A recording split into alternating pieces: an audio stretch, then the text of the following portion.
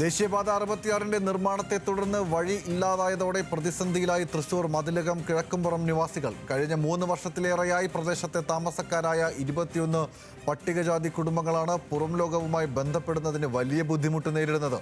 ഉദ്യോഗസ്ഥരും ജനപ്രതിനിധികളും നേരിട്ടെത്തി പല ഉറപ്പുകളും നൽകിയെങ്കിലും ഇതുവരെയും പ്രശ്നം പരിഹരിച്ചിട്ടില്ല എന്നതാണ് പരാതി.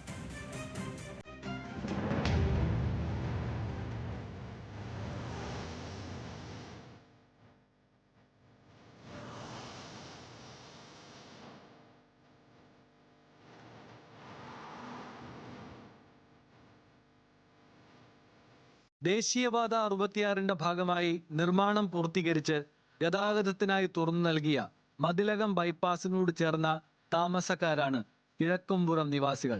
താമസിക്കുന്ന സ്ഥലത്ത് നിന്ന് പുറത്തേക്ക് പോകാനോ അകത്തേക്ക് വരാനോ ഇവർക്ക് ഒരു വഴിയില്ല. സ്വകാര്യ വ്യക്തികളുടെ പറമ്പിലൂടെ നടന്നു ചെന്നെത്തിയാൽ ദേശീയപാതയാണ്.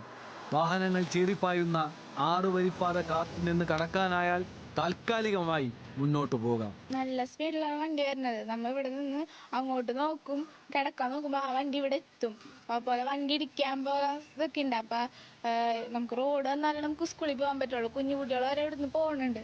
എങ്ങാനും ഒരു വണ്ടി ഇടിച്ചിട്ടുണ്ടെങ്കിൽ എന്ത് ചെയ്യും? നമുക്കത് നഷ്ടപ്പെടാം, അവർക്കത് നഷ്ടപ്പെടാം. 3 വർഷം മുൻപ് വരെ കിഴക്കുംപുറം സ്വദേശികൾക്ക് വഴി സൗകര്യമെന്നത് അത്ര വലിയ പ്രശ്നമല്ലായിരുന്നു. നടപ്പുവഴികൾ പിന്നിട്ടെത്തിയാൽ പഴയ റോഡിലേക്ക് കടക്കാൻ കഴിയുമായിരുന്നു. ഇന്നു പക്ഷേ ആ റോഡ് തന്നെ ഇല്ലാതായി പകരം ദേശീയപാത വന്നു. അതോടെയാണ് ഈ കാണും വിധം മനുഷ്യർ ദുരിതത്തിലായത്. ജനപ്രതിനിധികളും ഹൈവേ അതോറിറ്റി ഉദ്യോഗസ്ഥരും പലകുറി പരിഹാരം കാണാമെന്ന് ഉറപ്പു നൽകിയിരുന്നു.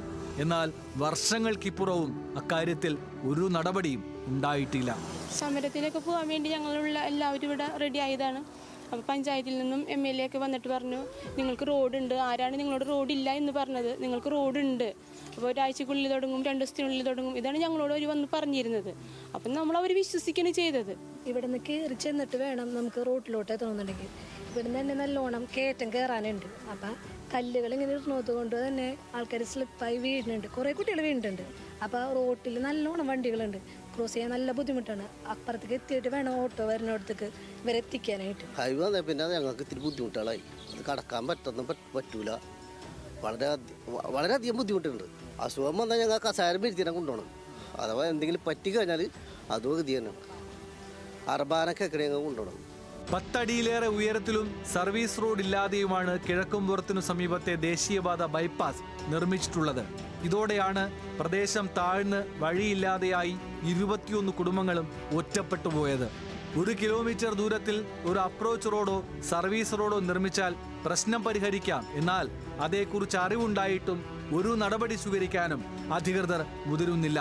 അപകടപാത മുറിച്ചു കടന്നാണെങ്കിലും ഇപ്പോൾ പുറം ലോകത്തേക്ക് ഇറങ്ങാം. എന്നാൽ സംരക്ഷണ ഭിത്തി കെട്ടി ദേശീയപാതയുടെ നിർമ്മാണം പൂർത്തീകരിച്ചതിനു ശേഷം തങ്ങൾ എന്തു ചെയ്യും എന്നാണ് ഇവരുടെ ചോദ്യം. ദേശീയപാത 66 എന്ന വലിയ വികസന പദ്ധതിയുടെ ഭാഗമായി അരികുവൽക്കരിക്കപ്പെട്ടു പോയ മനുഷ്യരാണിവർ. ഇവർ പുറത്തേക്ക് കടക്കാൻ ഒരു വഴി ചോദിക്കുന്നത് അത്ര വലിയ അപരാധമാണോ? അധികൃതർക്ക് നടത്തിക്കൊടുക്കാനാകില്ലേ? ക്യാമറമാൻ മണികണ്ഠനൊപ്പം ലെവിൻ കെ വിജയൻ, ന്യൂസ് മലയാളം, തൃശൂർ.